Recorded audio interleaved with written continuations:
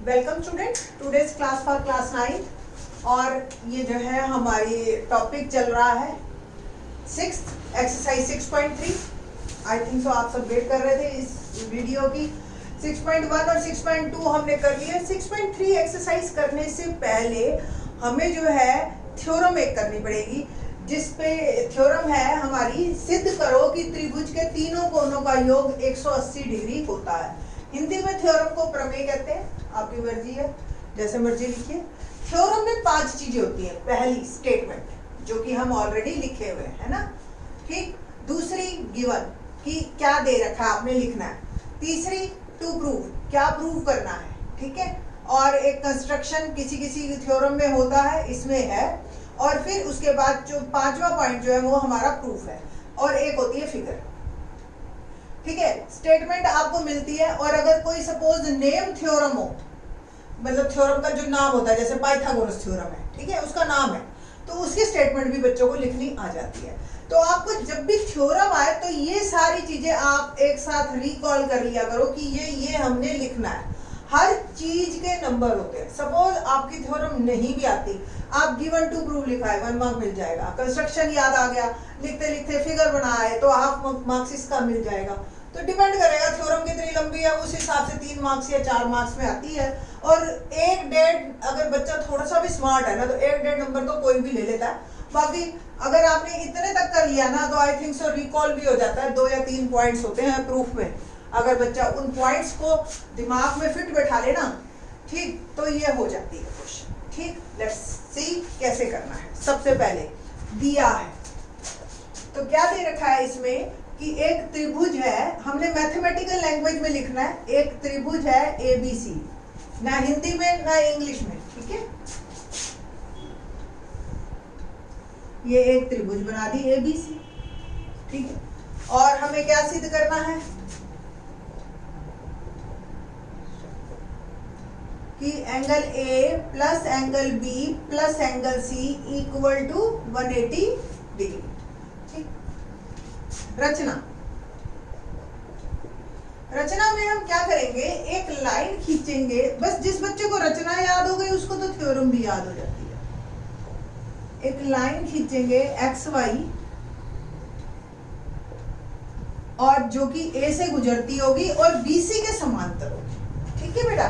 तो लिखेंगे कैसे, A से होती हुई एक रेखा BC के समांतर खींची, ठीक है। ये आपने कंस्ट्रक्शन में कहा, और साथ में लिख देना XY समांतर BC। ये मैथमेटिकल लैंग्वेज है। जिसको फिगर दिख रही है वो फिगर भी बन रही है।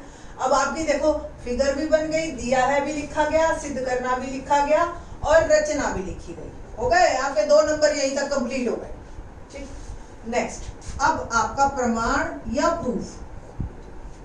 प्रमाण में आपको क्या करना है, क्योंकि हमने कोई काम हम करते हैं, ऐसे ही तो करते नहीं कि भाई दिल कर रहा है तो कर दिया, रेखा समांतर खींच दी। कुछ ना कुछ उसका काम होगा। तो आपको समांतर रेखा दे दी, तो समांतर 2 रेखाएं हो तो या तो एकांतर कोण बराबर होते हैं, संगत कोण बराबर होते हैं। बस वही पॉइंट आपके दिमाग में रख लेना है आपने, और आपको थ्योरम याद हो जाएगी। देखिए, अगर ये और ये रेखा समांतर है और ये त्रियक रेखा है, तो क्या ये और ये कोण बराबर है या नहीं है, A और B, है ना। सिमिलरली अगर ये और ये रेखा समांतर है, तो ये और ये कोण भी एकांतर है ना, अंत एकांतर कोण, ठीक। तो बस सिंपल ये लिखना है आपको, क्योंकि अब क्योंकि मैथ में कैसे लिखते हैं, 2 बिंदी ऊपर 1 बिंदी नीचे, और इसलिए इसका उल्टा होता है, याद रखना ये बात, ओके।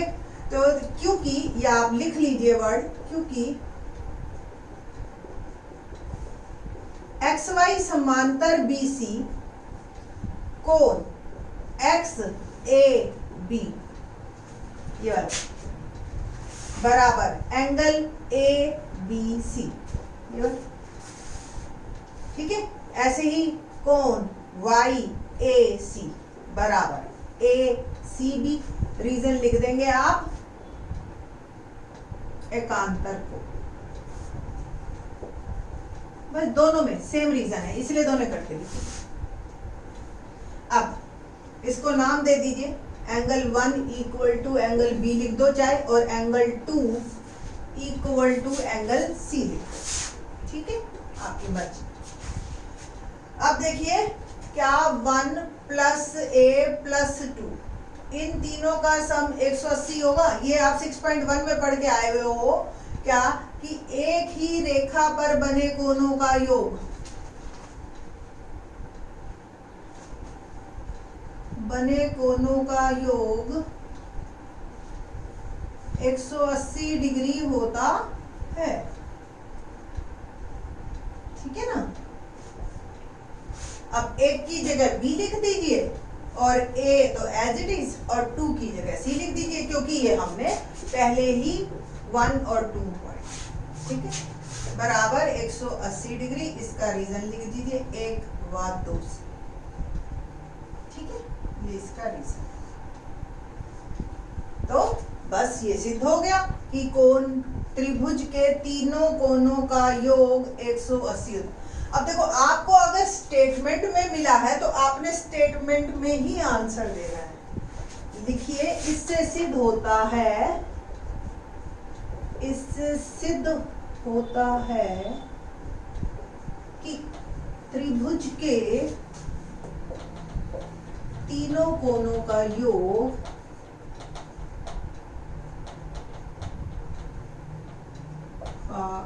योग 180 डिग्री होता है, ठीक है, ये आपका आंसर है ना, easy. Now question number, theorem पे बेस्ड आगे जो हमारी एक रिजल्ट है, एक्चुअली तो थ्योरम ही है वो, बट हम लोग इसको 9th क्लास में करवाते नहीं है। चलिए देखते हैं कि क्या आप समझ सकते हैं इसको या नहीं। तो ये सपोज मेरे को एंगल जो है ये दे रखा है, या ये दो कोण दे रखे हैं, एक 70 डिग्री और एक दे रखा है 40 डिग्री, और मेरे से कहा गया कि ये निकालो, ठीक है।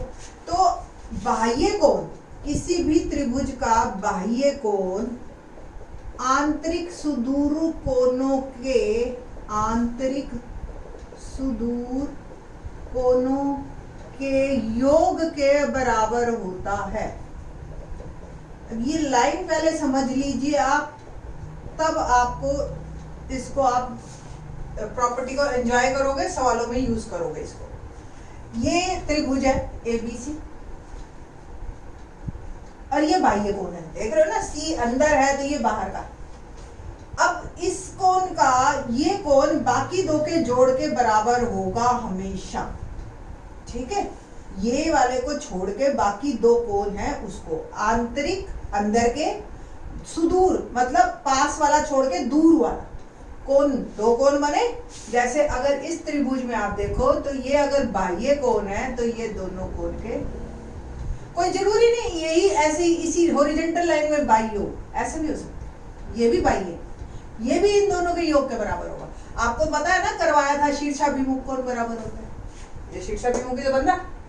तो कोई भी चीज किसी से भी कनेक्ट कर लो, अल्टीमेटली वहीं पहुंचोगे आप घूम घाम के, ठीक है। तो अब ये कोण आपको, एक तरीका तो ये था कि पहले 70 त्रिभुज के तीनों कोणों का योग 180 होता है, दो हमें मिल गए 70 और 40 110, पहले ये निकालूं, फिर उसके बाद रैखिक युग्म से इन दोनों का जोड़ 180 और फिर निकालूं ये 110, और देखो डायरेक्ट 70 और 40 110। आप ये एक लाइन लिखो और आपकी प्रॉब्लम सॉल्व, ठीक है ना। तो आज इस वाली थ्योरम से पहले हमने दो रिजल्ट किए कि त्रिभुज के तीनों कोणों का योग 180 होता है, और एक कि बाह्य कोण आंतरिक सुदूर कोणों के योग के बराबर होता है। थ्योरम हमारे सिलेबस में है नहीं, अदरवाइज पहले तो थ्योरम आती थी, तो बड़ी इंटरेस्टिंग थ्योरम है, बट आपको एक्स्ट्रा बर्डन नहीं देंगे हम कि भी करवाया और फिर आपको करना पड़ेगा। तो इसलिए अब हम क्वेश्चंस पे ही आते हैं सीधा। क्वेश्चन क्या है, फर्स्ट क्वेश्चन नंबर 1 में ये हमें फिगर दे रखी है। देखो बड़े इंटरेस्टिंग क्वेश्चन होते हैं, लिखना एक अलग होता है और समझ आना एक अलग बात है ना। तो ये क्वेश्चन देख के ही बड़ी जल्दी निकल आते हैं हमारे। इसमें क्या है, आकृति में त्रिभुज, क्वेश्चन क्या दे रखा है देखिए, आकृति में त्रिभुज PQR, ठीक है, की भुजाओं QP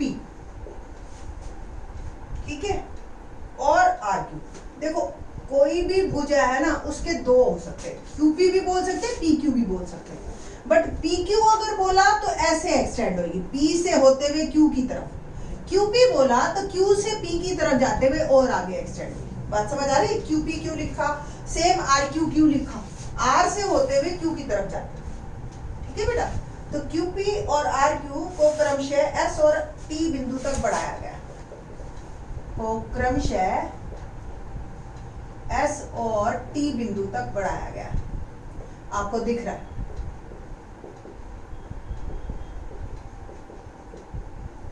तो क्वेश्चन क्या है हमारे पास, यदि कोण SPR 135 डिग्री दिख रहा है हमें, और कोण PQT 110 डिग्री ये भी दिख रहा है, तो हमें PRQ निकालना है। PRQ कौन सा बना? PRQ लीनियर पेयर से बड़े आराम से निकल जाएगा ये, रैखिक युग्म जिसको कहते हैं हम। ठीक है, अगर ये 135 का है, आपको पता है इन दोनों का जोड़ 180 होता है, तो ये 135 का 180 में से 135 गया 45, लिखेंगे अभी बाद में। ये 110 का है तो ये कितने का होगा रैखिक युग्म से, दोनों का जोड़ 180, ये 110 का तो कितने का बचा 70। अब त्रिभुज के दो कोण आपको पता चल गए, तीसरा आप निकाल सकते हो। ठीक है ना, तो इन दोनों को जोड़िए और 180 में से माइनस कर दीजिए, तो ये है क्वेश्चन, वेरी इजी। अदरवाइज एक और तरीका था आपका कि बाह्य कोण आंतरिक सुदूर कोणों के योग के बराबर होता है, तो ये 110 बराबर 45 जमा 10। ठीक है, और ये जो है अब आपको 110 में से 45 आप हटा देंगे तो ये 45 का, तो वर्बली भी आप निकाल सकते हैं। लिखते कैसे हैं देखते हैं, लिखते हैं। ठीक, तो त्रिभुज की जरूरत नहीं, आप पहले लिखेंगे SPQ एक सरल रेखा है, एक सरल रेखा। ठीक है, और angle SPR plus RPQ 180 degree. Reason क्या लिखोगे इसका? रैखिक युग्म। ठीक है, तो SPR 135 डिग्री प्लस RPQ 180, तो RPQ क्या हो गया 180 डिग्री माइनस 135 डिग्री, तो RPQ बन गया मेरा 45 डिग्री। ठीक, इसी प्रकार आपने क्या लिखना है,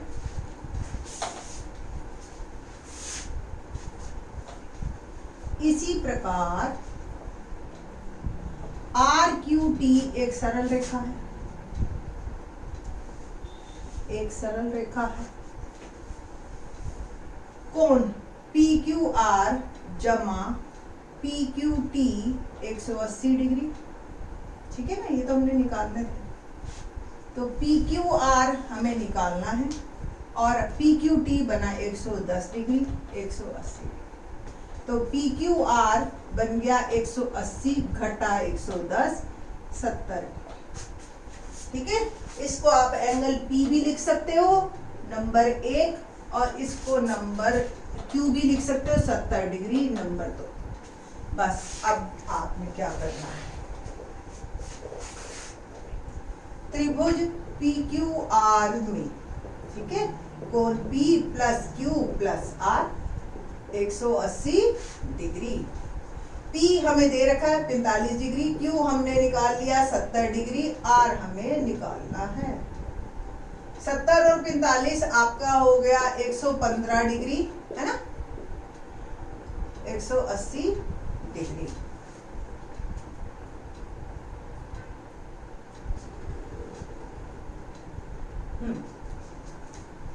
तो एंगल R क्या हो गया 180 डिग्री घटा 115 डिग्री, और ये आ गया आपका 65 डिग्री।